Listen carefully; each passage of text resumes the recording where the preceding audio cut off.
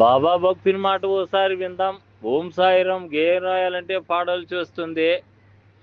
గీత రాసామంటే సన్నిహితంగా అందరితో మాట్లాడుతూ ఉన్నట్లుంటుంది. సాధారణంగా మాట్లాడుకుని మన మాటలు వినిపించామంటే కొందరిలోనైనా మార్పు వస్తుంది.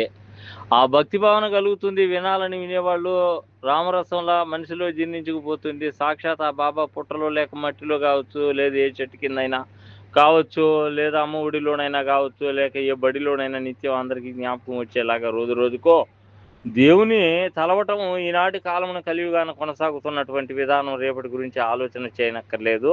ఈరోజు జరిగితే తదుపరి రేపటి మాకు అన్నట్లు ఈ కలియుగాన అంతా అలా తయారైపోయింది. రోజు రోజుకు పని భారం ఈ సంసారం సాగాలంటే సాయిబాబా కృప తోడై ఉండాలి అన్నట్లుగా రోజుకో స్వామిని కొలుస్తూ ఉంటే దినదిన వర్ధమానంగా నీ ఎదుగుదల పెరుగుతుంది. కనీసం నీలో మనశ్శాంతి అయినా ఉంటుంది. నిన్ను చూసి అయినా కొందరిలో మార్పులు వస్తాయి. అలా మొదలైన ఈ తరం రాబో రోజుల్లో అందరిలో మార్పు వస్తుంది. కావున బాబా అని నిత్యం స్మరించు. నీలో ఉన్న సందేహాలను పటాపంచలు చేసుకో. బాబాతో మొరపెట్టుకుంటే ఆ భారాన్ని ఆ బాబా అయినా తీరుస్తాడు. కొద్దిపాటి ఉపశమనం కలుగుతుంది.